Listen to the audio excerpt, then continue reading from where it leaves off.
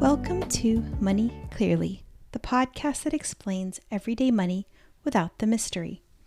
I'm Bridget Gale, and each week we break down the money questions that come up in real life, at work, at the bank, and at home, so you can understand what's actually happening with your money.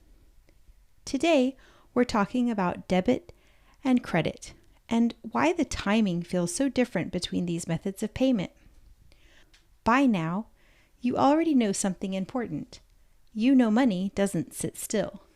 You know balances are snapshots, and you know the system can finish processing things after you've stopped looking. So today isn't about why timing causes confusion. It's about why that confusion feels different depending on how you pay. Because debit and credit don't just move money differently. They place timing uncertainty in different places. And that difference matters when you're answering the question, how much money do I actually have right now? Let's look at a concrete example. You use your debit card to buy a movie ticket. You've checked your balance.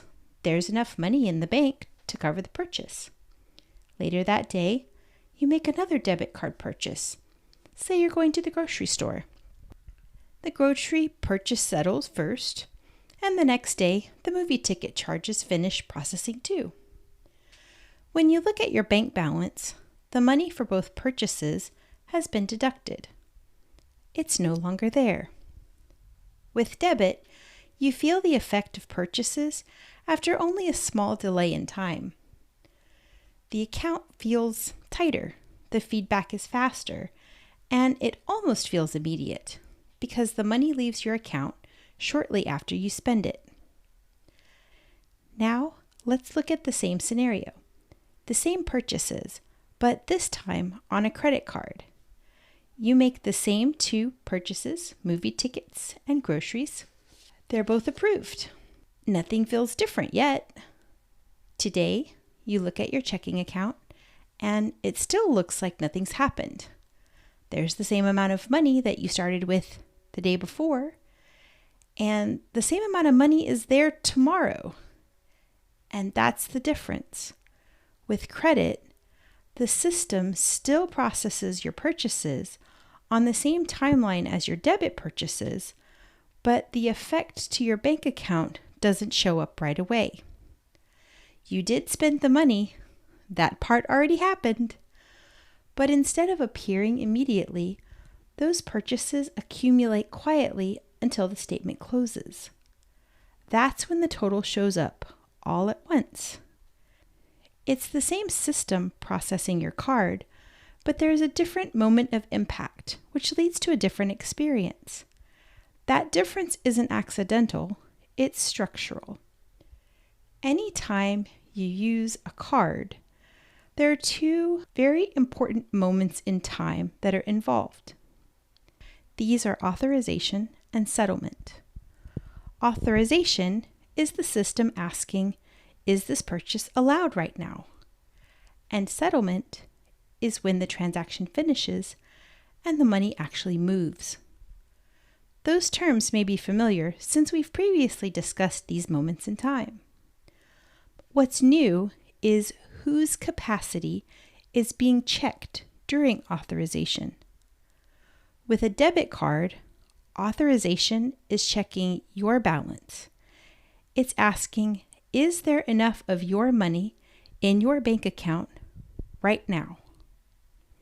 If the answer changes later during the day, the impact shows up quickly because the money is yours. With a credit card, authorization isn't checking your balance at all. This is because a credit card is not connected to your checking account balance. Instead, the bank gives you access to a credit line, a set amount of the bank's money that you're allowed to use now and pay back later.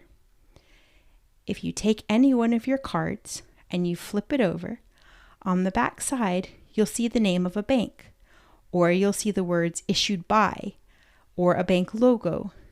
These are the people that are responsible for that card that you're paying with. So when you use a credit card, authorization is not checking your bank balance. It's asking a different question. Is this charge allowed within your credit limit? The bank pays the business first. You pay the bank later. So during that gap between authorization and settlement, the bank is carrying the risk of not being paid back with a credit card. With a debit card, you are carrying the risk of not being able to pay. That's why credit feels smoother in the moment. You swipe it, it goes through because it's the bank's money. And debit feels stricter up front because it's checking immediately if you have enough money in your bank account. It's the same timing gap. The merchant is still getting paid regardless of which you pay with, but it's a different risk holder. Debit and credit aren't better or worse tools. They show up differently within the same moving system because authorization and settlement move money and responsibility on different timelines. Debit makes the impact visible quickly. Credit delays it and brings it back all at once. That's not a rule. It's not advice. It's just how the system is built. And once you know where the uncertainty lives and how these payments get resolved, you'll be better equipped to answer, how much money do I have right now? Knowing that goes a long way towards easing anxiety about making a purchase, whether it's debit or credit. Thanks for listening to Money Clearly. As always, hearing what's confusing helps me know what to cover in future episodes. So please comment on topics you'd like to hear more about. In the next episode, we'll talk about why that question everyone is asked at the register, debit or credit, feels like a money decision, but it isn't. New episodes come out weekly, and until next time, take care of your money so it can take care of you. This podcast is for educational purposes only and isn't financial advice. Always consider your own situation or talk to a qualified professional before making financial decisions.